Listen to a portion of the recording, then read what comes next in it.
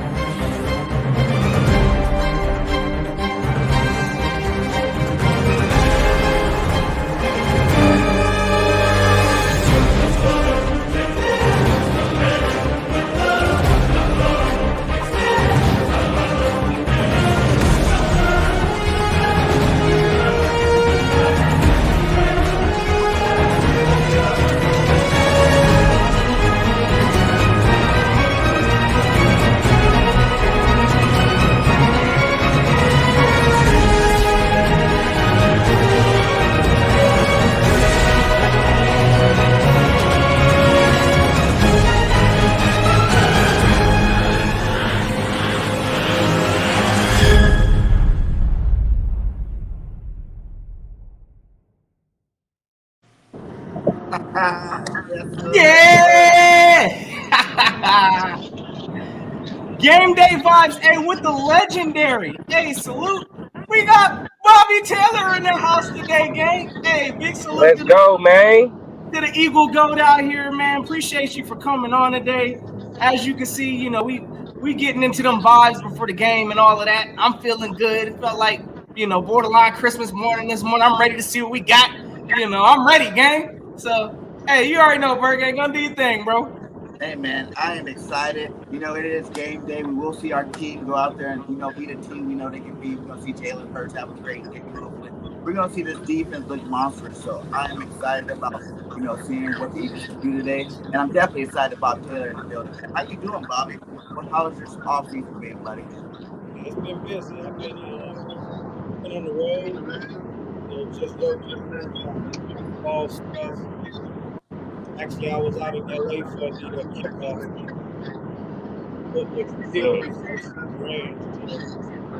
Home today with his family.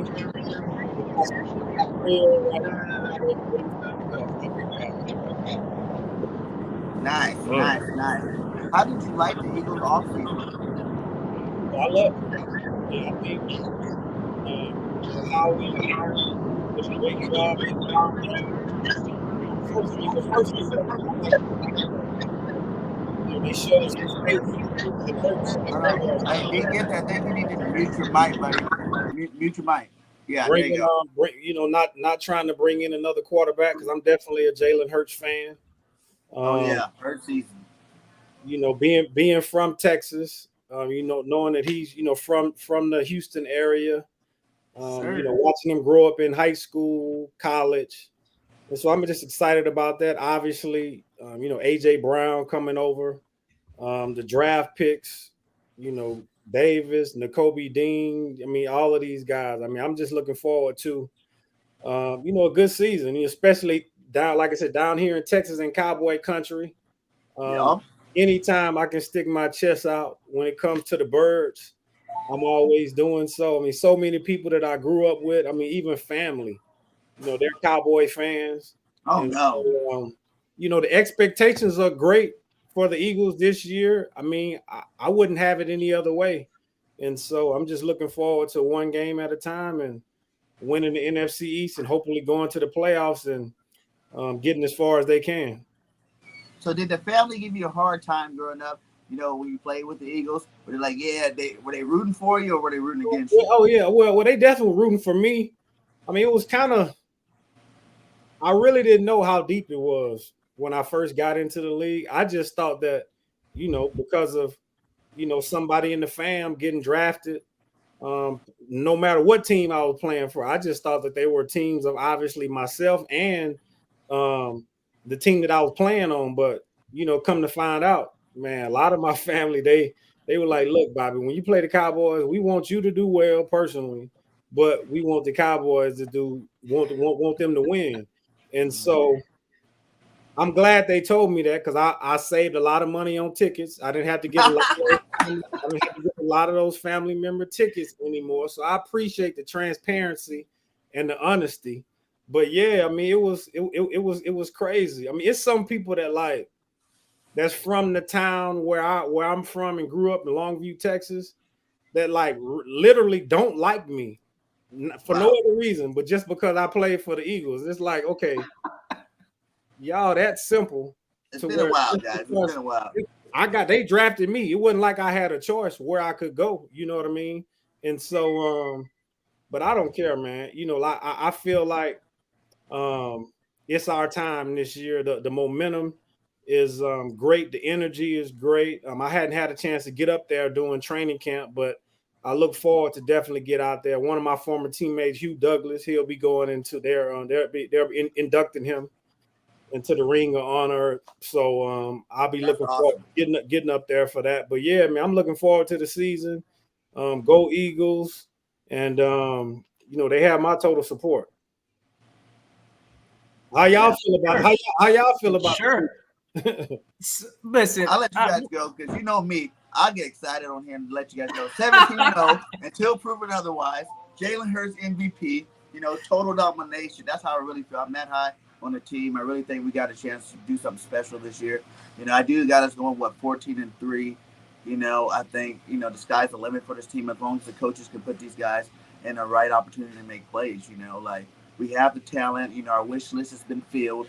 You know, it's time for the talent to put it all together and go do something special this year. Yeah, for sure. Yeah, I'm gonna take it like this. Like, of course, we all saw all the offseason moves, everything that this team put together. You can't but help but, you know, if you're an Eagles fan, you really like the vision at least that this team has. Now, I think we're gonna go as far. And you got me wishing right now, Bobby, you need to maybe suit up because it's going to go as far as the defense is going to take us this year. You know, I think we now have all the tools. We got the talent. I mean, really, I think Gannon, we gave last year, you know, of course, a learning year, kind of learning what talent we had. Nick Sirianni kind of learning how to put this team together. But this year, I just got different. I got a different hype this year. I don't know. You know, I was pretty excited last year, getting a new coaching staff, getting Devontae in the house, you know, watching Jalen kind of take the reins for this. This year feels different because we now know what this team has, and we did nothing but add to it. So, again, I think it's going to go as far as our defense. Of course, you know, I think Jalen's going to continue to soar. I think he's going to continue to take off. He ain't nowhere close to his ceiling, in my opinion. So I believe, again, as long as we could, if this defense gels, I expect big things from this team. I mean, again, I expect a playoff appearance. I think this division is obtainable to win it. So that's kind of where I'm at with this team. Again, I got my concerns. You know, I've stated my concerns about some of the things on the defensive side, but yeah, definitely we're gonna go as far as this defense, in my opinion, is gonna take us. And yeah, Jalen Hurts, I think he's going to be all good. You might as well give him the contract right now. Go and extend this man. Because y'all know it's coming. Because every game is going to get more expensive. And defense wins championships, so 2 good points. DEGIFTED? Oh, yeah. Well, look, they got the money. I think for Hurts, right, with having so many weapons around him, I think for me, like, for example, today, right, especially in watching the Lions, the Hard Knocks that was on HBO, I think from a mindset, physical standpoint, I would like to see them establish the run with Sanders out the gate, just because I feel like he can really be that bell cow for us.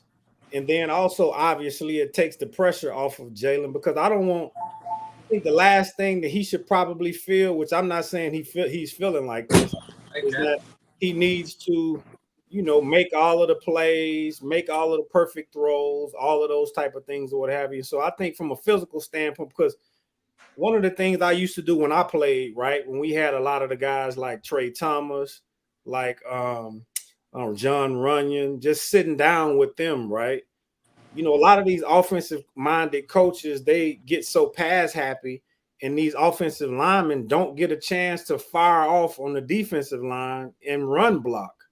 And I just think when we can call more runs, establish that, and even if it's situations where it's a 2nd and short or 3rd and 3 or what have you, and the defense knows we're going to run the ball, and we're still able to, capitalize off of that and move the change. I just think from a psychological standpoint, that goes so far. Everybody knows how strong our offensive line is. And then also on the flip side of it, when you're looking at our defense, I mean, I think with drafting Davis in the 1st round, I'm really looking forward to him having a big year, but I'm looking even farther for Fletcher Cox to possibly be up in that conversation of possibly being a defensive MVP candidate. Well, I mean, because when you have a Fletcher Cox though, Oh, in my mind, oh yeah, yes, sir. Yeah, in my mind, yeah, that's how I feel. I mean, because just look at how effective Aaron Donald has been from a defensive lineman perspective, right?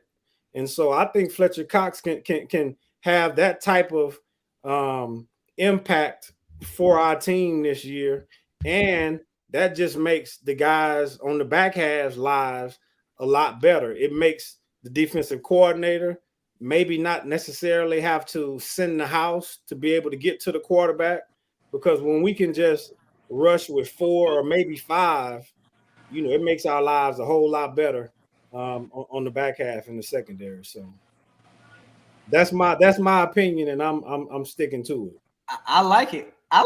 Hey, and I guess just even ask a question from that, because apparently, and I'm not sure what everybody's feeling for that from, I guess, from how we did in the draft, but do you feel like we upgraded the D line? We know last year we didn't get really home that much. Yeah. So this year, I'm expecting, like you said, also, I mean, I got big expectations for Fletcher Cox and this entire D line this year. So, getting home and getting the pressure, I think that's going to be key this year. But yeah, D, you sound like you got some reserve on Fletcher Cox, brother. What's going on? Man, dude, talking about tell a youngster to hush. I watch football 24/7, bro. Fletcher Cox did not really have an impact season last year. A lot of people, matter of fact, last season was supposed to be his last season. That was the whole point of us getting a guy like Jordan Davis. That's one of the benefits I do believe having Fletcher Cox on the team does do for the team. It's to help bring up Jordan Davis and to add some more add some veteranship on the team, just on the strength. We still got a lot of Super Bowl champions on this team. It's perfect because we went from one of the oldest teams in the NFL to now one of the youngest teams now in the NFL. So with Fletcher Cox still being on the team, I do believe he still is going to be dynamic, but we really looking for those edge rushers to come into play. Fletcher Cox is a person. Yes, we benefit from him being so dominant, but he's getting double team, triple team. His role is kind of sort of what Jordan Davis' role is, to take up 2 or 3 men, to allow other people to shine. A lot of people see Fletcher Cox like that just on the strength. He's not going to be getting back there as much. I think he had like 3 or 4 sacks last season. So I'm not too big on him. I'm really excited about these edge rushers, Kaiser White, and the new linebackers that we got. But hey, I'm not saying Fletcher Cox is not gonna be that guy, but I don't know. I still got to see how much he got left in the tank. I think he didn't get his first sack last season until about the 3rd game. Now, I'm big on Fletcher. Man, I'm kind of wondering if you really an Eagles fan or not. It's like, hey, Bobby telling him check DEEGIFTED's Eagle card. I don't hear nothing but negativity. That's all you hear is negativity. In my opinion, all I'm saying is his role is is to take up space, to be that guy. I'm saying I'm not looking for him to really be that big of an impact player in the game. I'm just looking for him to take us to space, allow them edge rushers to come across. He might get one or two sacks, probably just one, but for the most part, we're gonna watch them edge rushers eat. You know what I'm saying? Like I'm an Eagles fan to the heart, bro. I love defense. Defense wins championships all day. You know what I mean? But we obviously needed a whole bunch of work. We was ranked 31st in sacks last season. So what that tell you? That was one of the main reasons why we had to get a guy like Jordan Davis, because we wasn't getting no pressure. Defense wins championships when it's forcing turnovers, when you're forcing things to happen. If you're not getting to the quarterback, which, Fletcher Cox was definitely complaining about last year because he wasn't getting used right. He was complaining about not get. He said he get paid to sack the quarterback. What I just said, we was ranked 31st. So we looking for him to create more space for the other guys. That's all I'm saying. I'm not saying Fletcher Cox is not that guy. He's that guy. He's getting double team, triple team. But I'm saying for this game coming up, I'm expecting the edge rushers to eat more so than Fletcher Cox. Now, if you're talking about overall throughout the season, then okay, then this season, Fletcher Cox is might just show what he all about and remind people, because he is on the 1-year deal and he do need to show, hey, that he a baller. You know what I mean? That's all I'm saying. I get what you guys are going at with this defense, but I think too many good players. I'm not even worried about it for the most part. There is one area I wanted to talk to Bobby about. How's the game when you were playing different from today's game? In terms of the cornerback position, and how do you like our cornerback position, how it's set up? Yeah, well, I think just overall, I think guys are more they're more skilled, because you got to look at it. They're younger. So, like, for example, my two youngest kids are 6 and 9 years old. I have all three boys. My oldest is 18. Like, so my two youngest, they aren't playing tackle football right now, but when we're watching games, like, we're talking about offensive schemes, formations, just different things like that. So guys are basically like enhancing their skills at a younger age. And I think also guys are taking better care of their bodies. And so with all of that, I think guys are probably more talented now. Now, of course, I think during the time when we were playing, we obviously had some great cornerbacks, like the Deion Sanders, the Aeneas Williams, Troy Vincent, guys like that, right? But I love what today's athletes are bringing to the table, because one of the things I hate when you hear maybe older guys always talking about, well, if I was playing during this time, I'm like, listen, man, let's just put all that to the side. We not playing right now. Let's just support, because at the end of the day, I want the game to just flourish, because I think NFL football is the number one sport in America, and I want it to continue to flourish. And in order to do that, we have to get, more talented guys. Guys are taking better care of their bodies. When you think about some of the collective bargaining issues as far as the way guys practice, they're not beating up on each other as much. They're trying to take care of guys just so they can be out there on the field, because, of course, it's a sport, but it's entertainment as well. And if we don't have our best athletes out there on the field, and that's for every team, not just for the Eagles, because I always wanted to play against teams when they were at their best and we were at our best, right? And so I would never wish upon an opponent or as a fan. Because, like, for example, I'm not a Cowboys fan, but I don't ever get on anything and be like, man, I hope they lose, blah, blah, blah, blah, blah. All of my energy is going toward my team, which is the Eagles, and I want them to do successful, and whatever happens with these other teams, so be it. And so I'm supportive of the corners that we have. I think Howie, he's been willing and dealing. He's definitely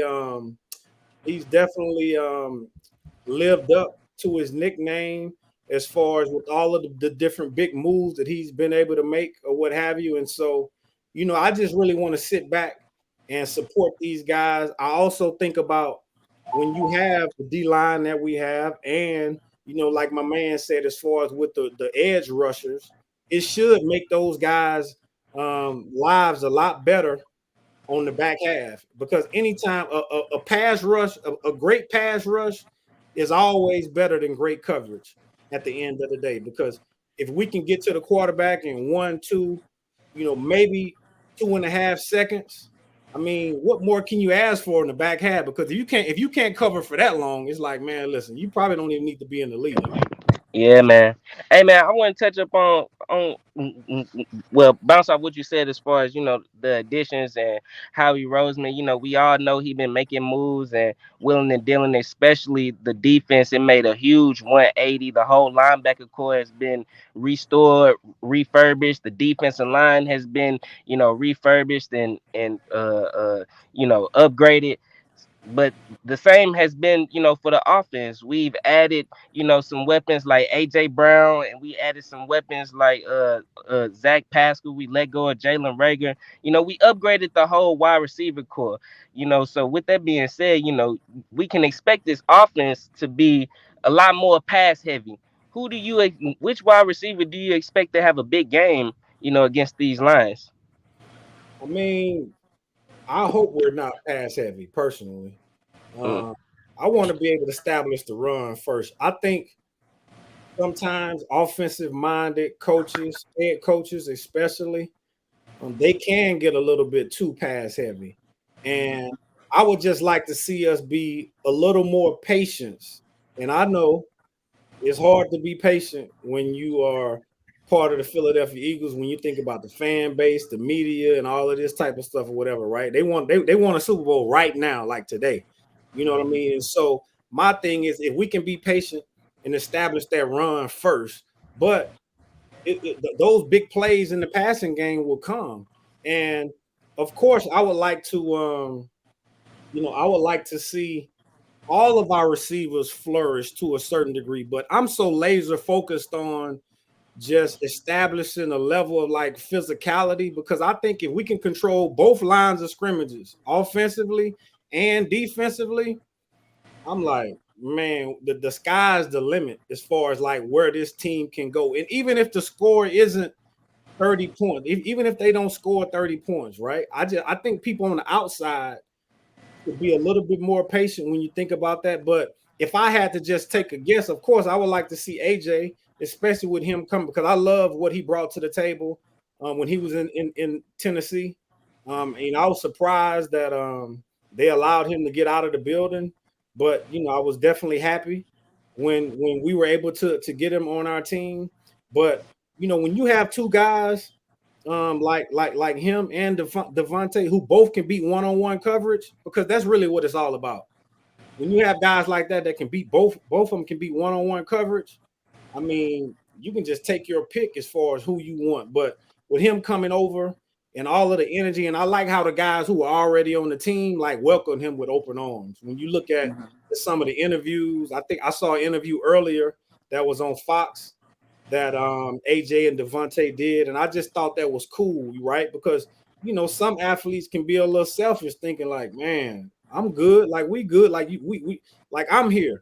So why do we need to bring in this guy? They may not be saying that openly, but just to see how openly they've been embracing each other. And really at the end of the day, iron sharpens iron, because I can just think about just my time with me and Troy. Like I was overjoyed when we signed him from Miami Dolphins at the time when he came into the building. He obviously had more experience than me. I knew I could learn from him. Hopefully he could learn from me. And we were our toughest critics. And that's how we were tried to establish ourselves to, just try to be elite and be the best for our team. So to answer your question, I know that was probably a little long, but I would definitely love to see AJ just, to be able to shine today. I love Yep. the energy that both of them have been able to display. And, I'm looking forward to seeing it. And another big thing I don't realize with AJ is a great run blocker too.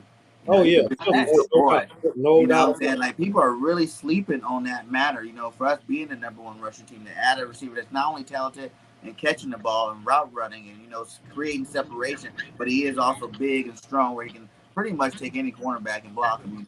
Safety out there and block him. Even probably put a hit on some of these linebackers too. Yeah, and I think that point you made is great, right? Because from a game plan scheming standpoint, because like for example, if I'm a corner, right, and I know a run blocking wide receiver is being game, in my mind immediately I'm like, oh, this not finna be a pass.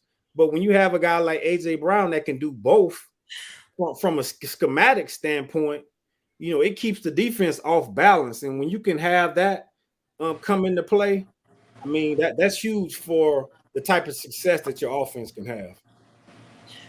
Now, you already know, like I got a total utmost respect for you, Bobby, just because number one, okay, we talk about this defense, we talk about it a lot here in Philadelphia, and I mean you've had the privilege, the opportunity to play with the GOATs, Jim Johnson. Yeah. Like just the era of that type of defense that you were playing in, and again, I got my own opinion about how the league's kind of played now, but you played in such a physical time frame. Now, in my opinion, again, I see the 2 a days, goddamn me. Man, what? Yeah, them boys is out there working, and you could actually see the results and how tough that defense was. Now, of course, we get a lot of reps that, I mean, it's about player safety. I understand, respect all of that. But at the same time, a lot's going to ride on just how we put this defense together. I hear, some of the concerns about Fletcher Cox, but that's kind of why we brought in some of that help to try to hopefully ease some of that stuff. So again, I hear, just the chatter about our defensive coordinator, the way we come out there. Again, I'm hoping this is that year we kind of bring some of that physicality back. Because again, I mean, we've been hoping just for that we want that definition again, or at least I know I do. Last year I had challenges watching our defense playing soft zone coverage, right? Like we would get a play would go, the wide or a quarterback we need to throw for what, like 3-4 yards. We playing like 8 to 10 yards off of the ball. So it's things like that. I just want to see more of a physical approach from our defense. If we can become more physical, again, I think that's going to show results for this team. I completely agree with you also, Bobby. I think we need to establish this run game this game.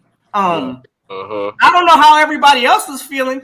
I know how my brothers was up here feeling when it seemed like intentional neglect last year that we weren't running the ball, early in the season. We could have easily won, in my opinion, a couple more games if we had utilized the run. So I'm definitely looking forward to that this game. Again, I'm all about establish the run. That's what we do well. We were the #1 team in the league last year running the ball.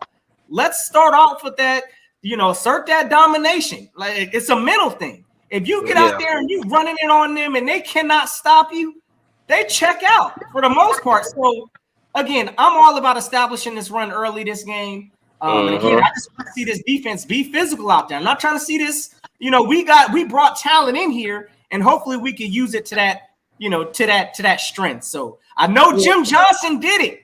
I saw it. That meant the defense y'all were running in. Oh my goodness, it was amazing to watch. So one of the things I think is so when you bring in more talented guys, right? When you bring in a Davis from a physical school like Georgia, right? And the Kobe Dean, when you bring in a guy like AJ Brown, where his physicality has been displayed, especially Tennessee. I mean, that's a very physical team, right? That transfers to how you're practicing. You're practicing against those type of guys every day. You know what I'm saying? Offensively and defensively. And I'm pretty sure during training camp, there were days that the defense probably got the best of the offense, and then the offense got the best of the defense, and vice versa. And so when you can bring in talent, physical talent like that, it has to rub off. It has to rub off on the guys that are on the opposing sides of the ball, right? And then when you think about from a coaching perspective, I mean, it's not to make any excuses, but I mean, experience, helps out a lot. And so I would think that Nick and all of the guys, right, because one of the things that I respect about Andy when he was there, Jim Johnson, So probably every 4 to 6 games, right? Our offensive coaches and our defensive coaches would self-scout both sides of the ball. And they would, come up with percentages as far as the way we ran the ball, percentages as far as third down. If it was 3rd and 5, like what was our success rate getting off the ball? Some of the play calls that were being played, were certain plays being repeated?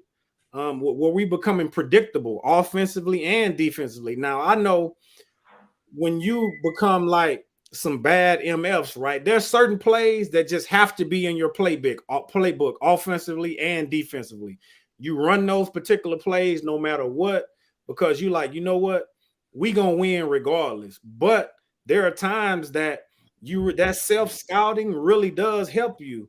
And so I would hope from a head coaching standpoint, from an offensive coordinator standpoint, from a defensive coordinator standpoint, they've shown that type of growth where they were like, you know what, we're not as cocky from the standpoint of thinking that, you know what, everything that we do is going to be successful. We need to go back and like reevaluate ourselves, just like they evaluate the players. Like coaches need to evaluate themselves as far as like, okay, maybe I need to send this particular message, right?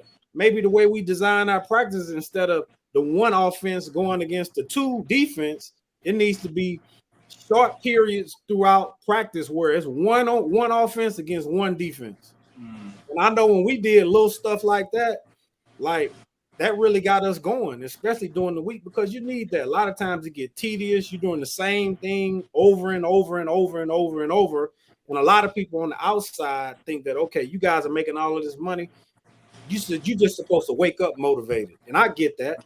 But things can get repetitive and tedious or what have you, and it may be a little bit boring. And so from a leadership standpoint, you need to recognize those type of things. So I just hope everybody has had growth, right? All the way from management to our head coach, offensive coaches, defensive coaches. And I think when we have that type of mindset and growth, I mean, there should be some great things that should be expected from the team this year. Man, speaking of growth, I think Coach Nick Sirianni showed a lot of growth last season. We started off the season, kind of slow. Well, actually, we started off, beating Atlanta, but then we kind of teetered off a little bit. And then later on, Nick Sirianni ended up, well, we found out in the offseason, he handed off the play calling to Shane Steichen. And, the offense kind of, transition and transition into more of a run heavy team, so Nick Sirianni shown the ability to adapt. We haven't seen JG be able to adapt not one time, for in my eyes. When I watched the game, I haven't seen him be able to adapt. It seemed like when, however the game started, that's how the defense played the whole game. We had about 3 or 4 quarterbacks last year that we faced where they basically had 80% completion percentage, career days against our defense. And that's that conservative mindset that the coach had. Some games he'll be aggressive depending on the type of quarterback that we had, but there's no reason we should have quarterbacks having 80% completion percent. If they not Tom Brady or Peyton Manning or any of that, they shouldn't be giving up 80%. They shouldn't be giving up 80% completion percentage, period. So with that being said, how much pressure do you expect, the Eagles to have on the Detroit Lions this upcoming game? I mean, I hope they can get a lot of pressure on the guys. I mean, shoot, just from watching the Hard Knocks, I mean, they had rookie draft picks getting hell of a lot of pressure in practice. I mean, because if I'm a player, I'm watching all of that, because you just never know. You just never know where you could like pick up some kind of tip, as far as if I rush this way, or if I put this particular hand down, or if I try to spin this way. Just seeing some of the struggles that they were having offensively or defense, and even some of the successes that they may have been having on that show as well, right? So if we can establish ourselves with a 4 to maybe 5 man pressures, right? It just sets us up for success on the back half and just as the season go along as well. And then also if guys can, stay healthy, that's the best availability is being available. So if these guys can be available as well, right? Because when you got guys that's coming in and out from a cornerback's perspective, I mean, if I'm a defensive, I've never been a defensive coordinator before, but if I'm a defensive coordinator, I mean, it may be hard to call some of those plays because for example, Jim Johnson used to have a mindset of like, look, whoever's gonna be in here, I'm gonna just call my defense regardless of who was there, right? But fortunately, myself and Troy, we stayed healthy, and then we had my boy Al Harris, and a lot of times we played with 3 corners, but we were healthy, right? But let's just say if it was a situation where your top 2 corners are down, or your second and third corners are down, or maybe second, third, it's hard to still have that mentality. It's easy to talk about it, but man, when you go out there on that field, and I call it the Autobahn, being out there outside, man, because majority of the time, most wide receivers, they're faster than the DBs, the corners that's trying to cover them, and so and not to make any excuses, but like I'm saying, I think experience from a coaching perspective and for what we have defensively now starting day one, I mean, I like where we are. Howard, he's done a great job as far as just trying to arm us with as much talent as we can. And now it's just up to the players and the coaches to go out and execute. And you think that 1 year going to the playoffs, that was good enough experience with the offseason this year, now having weapons? Like I said, last year they gave them the keys to the Corolla. You know what I'm saying? Here's a team, they're not the worst, they're not the best, but it's a nice car for you to go drive. Now this year, you guys showed me you made it to the playoffs, won 9 games. Jalen Hurts did good and he had some bad, but you guys all showed me that you guys are able to take it to that next level. So then he went and stopped the team with all the talent that we needed to, make it. Gave him the keys to the Porsche or the Lambo right now. So now that they got it, do you think the coaching staff is going to be able to drive this Lambo? Basically, what I'm saying, like, do you think that 1 year wasn't enough to, like, you've seen Dougie P, but he was under a lot of great coaches. Not saying Nick wasn't, but when he came in the second year, he won a Super Bowl. You know what I'm saying? He had that enough experience, but he's a lot older. He's been around the league a lot more. Do you think it's still possible for a young guy like Nick and Shane and JG, for that matter, to come in here and do that? Because it is the standard. It is the standard now. Yeah, listen, I dang sure hope so, right? I think with the talent that we have, if the coaches have grown from year 1 to year 2, I think we all should we should be good with what happens, because just from a talent, because let's not be fools, right? You need talent to win, especially on the highest level. You need talent to win. And if we go and just compare 1-to-1, apples to apples, from the teams that we're playing week in and week out, we should have more pluses. We should have more pluses, right? And so with that's the only thing that you want to ask for, right? Because starting off the season, everybody feels like they're gonna do some damage. If they gonna put in work, we're gonna do great in our division. We're gonna make it to the playoffs. All of this type of stuff. But at the end of the day, man, probably after the first quarter of the first game of the year, man, a lot of those teams feel a whole lot different. Trust me. You know what I'm saying? Trust me. I know that. And so I just think when these guys take the field, man, they should feel so confident looking to the left, looking to the right of them, looking in front of them, looking behind them, to say, like, look, man, I got some dogs with me. All I got to do is go out here and, like, do what I need to do. You know what I'm saying? And so from that standpoint, yeah, they should, the expectation should be what it is right now. You know what I'm saying? Like, why shouldn't it be? Like, the expectation should be, like, realistically, like, we have some realistic expectations as far as, like, what we want the season to eventually come out. Like, that's like realistic. That's not us blowing any smoke. anything. Me being a former guy, like that, those are realistic expectations, and I'm pretty sure they have that inside of the building. Mm-hmm. We just need to like methodically take these games one at a time. Hopefully, guys can be available. You know, the coaches can get more seasoned with what we have as far as the type of play calls and all of this type of stuff. And then, I mean, the sky can be the limit. What do you think the flip side of that though is? Having all these new players, everybody always thinks that it takes so long for people to get chemistry. Like we got them 3 months before the season started. Majority of these guys. So do you think that's long enough for the chemistry? Because you see teams like the Rams did it last year. They added throughout the season all these big name players. They came in, they played at high levels without, really weeks of really being in the system because they're veterans, they're stars already. Do you think having all this talent that the Eagles should have knocked the rust off and build enough chemistry? Hell yeah. Like, listen, look, I would rather have that than not. You know what I'm saying? I would rather have that talent, and because being in Philly, they're always going to be lofty expectations from everybody. Which that's okay. That's why we chose this. You know what I'm saying? Like we chose this profession for a specific reason, because you just don't by chance get to the league and it's all just because somebody else, like for example, I'm around a lot of youth football. We got a lot of parents that force their kids out there that the kids don't even want to be out there. But nobody's forcing these guys to be where they are, right? So they chose to be in these particular positions or whatever, right? You know what I'm saying?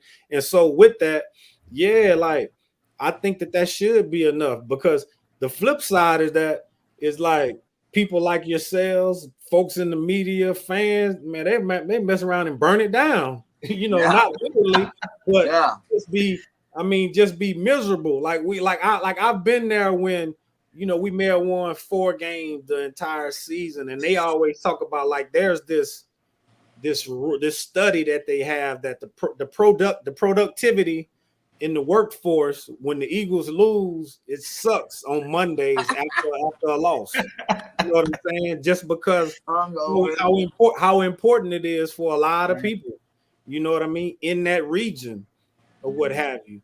And so that's a crazy study right there. Yeah, so everybody should feel the expectations.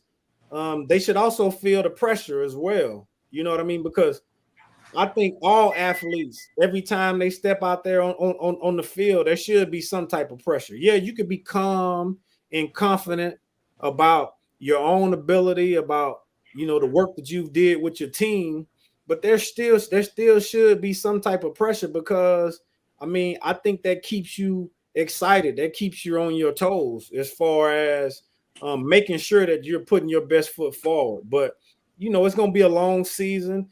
You mentioned the Rams, right? They had some stumbles. They had to make some in-season trades. Nice. You know what I'm saying? They had to make some in-season trades just to make sure that their team was where it needed to be, right? And who says that may not happen? That may happen with us. We may need to do it. There may be something that happens, unfortunately. Maybe an injury. It may be a guy that we thought was ready that maybe wasn't necessarily ready. And we need to be ready to be able to do that. And from a support standpoint, we need to be able to support that. But I also feel like what we have right now, any team that's on our schedule, if we comparing man to man, we should have more pluses. And so with that, can we establish some type of an identity? And the identity that I would like for the team to establish is that, we're going to be tough. We're going to be physical. We're going to beat you up in the trenches, offensively, the offensive line, defensively, the defensive line. And then from there, the sky can be the limit. Man, you mentioned earlier about the excitement, about how everybody, coming to the first game, they be excited. Everybody feel like they got a chance to win the Super Bowl. So us as Eagles fans, you got Hard Knocks. They got the Lions fans out there. They hyped about their team. Off-season moves got us hyped about the Philadelphia Eagles, and just the whole feeling. I could barely even sleep last night. I'm like, damn, man, the first game of the season tomorrow. So it's a lot of excitement going into this first game, so a lot of jitters and a lot of teams don't play throughout the preseason. And all the excitement mixed with not a lot of playing time in the preseason. A lot of teams come out, undisciplined, a lot of penalties. We seen with the Rams, we seen a few penalties. Uh uh so I guess my question is, like, what do you expect as far, like what is the key to winning a first game of the season? Because nothing is put on tape. you know uh uh Teams is really trying to be slick. I mean, of course, like I said, Hard Knocks is out there. People can take what they want from there, but with there not being any tape out there for anybody for real for this season, what's the keys to winning the first game of the season? Yeah, so I think if we can limit our mistakes, right, as far as not like just self-inflicted type stuff, jumping off sides offensively and defensively, not lining up where we should be. Communication, I think that's key, especially defensively. We need to be on the, like for example, if the defensive coordinator calls a cover two, and somehow on the back half we all think we should be playing man. If we all play man, that's okay, as opposed to half of us playing man and half of us playing zone. So those are just little things like that, self-inflicted wounds that could just get you behind the eight ball. And then also, I think especially offensively, right? If we could put together like some nice, sustainable, long drives, like maybe an 8, 7 to 10 play drive.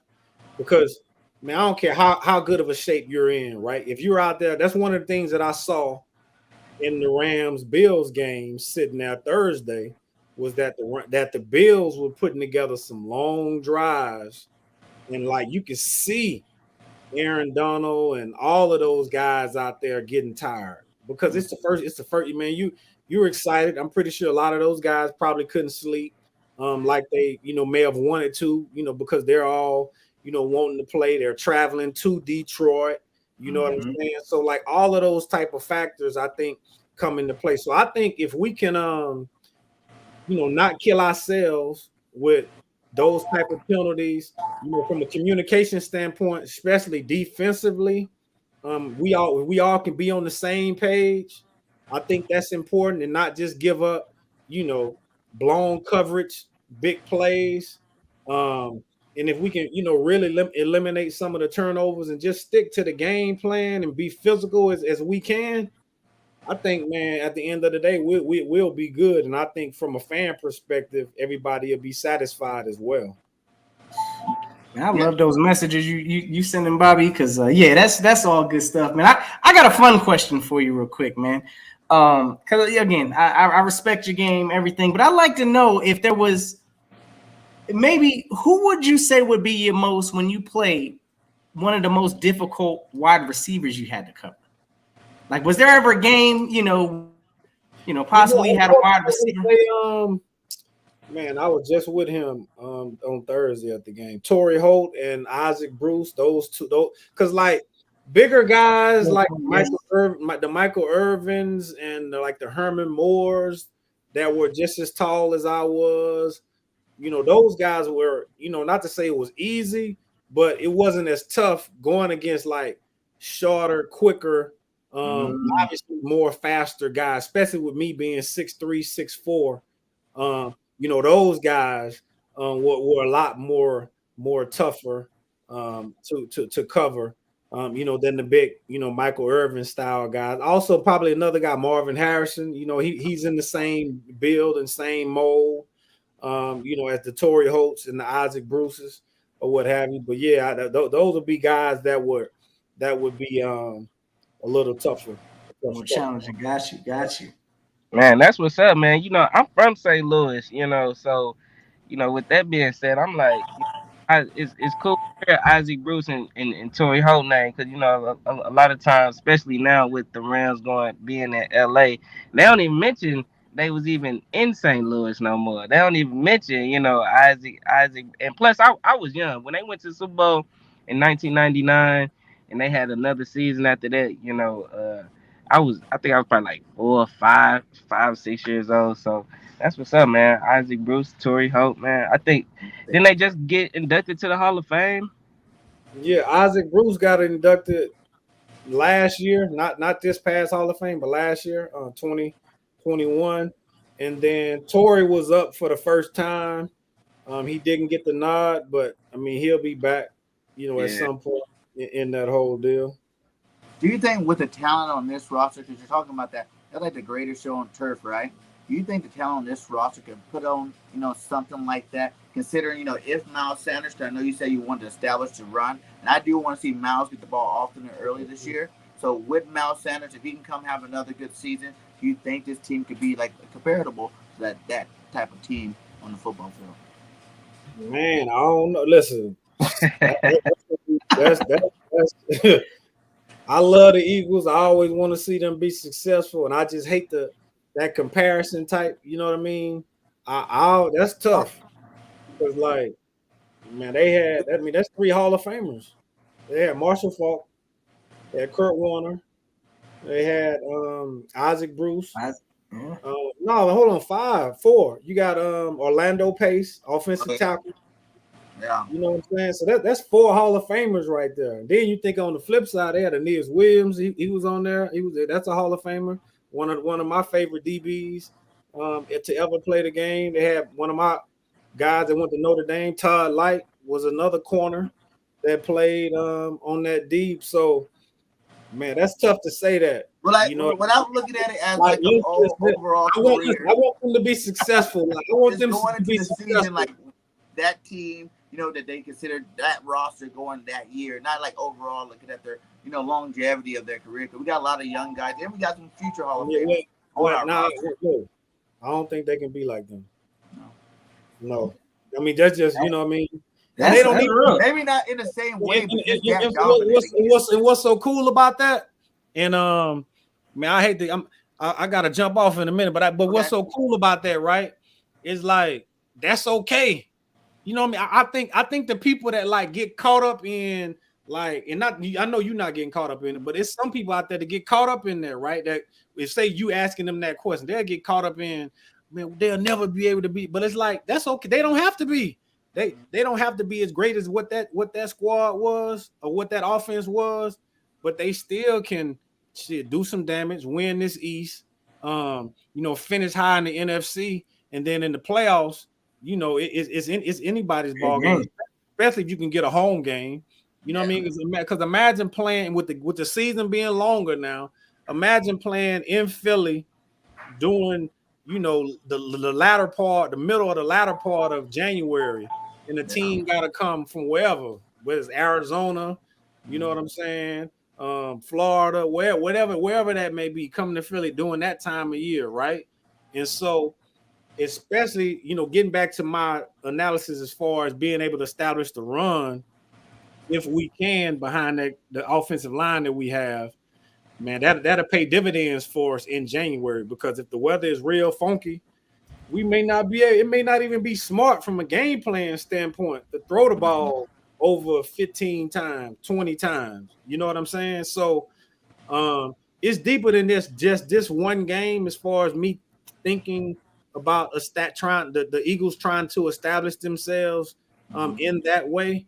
I just think it'll pay a lot of dividends for us in the at the latter part of the season. But I'm looking forward to it, man. I'm glad y'all had me on here. I definitely thank you. Yeah. Before we get you out of here, give us a score prediction. Yes, sir. Score prediction.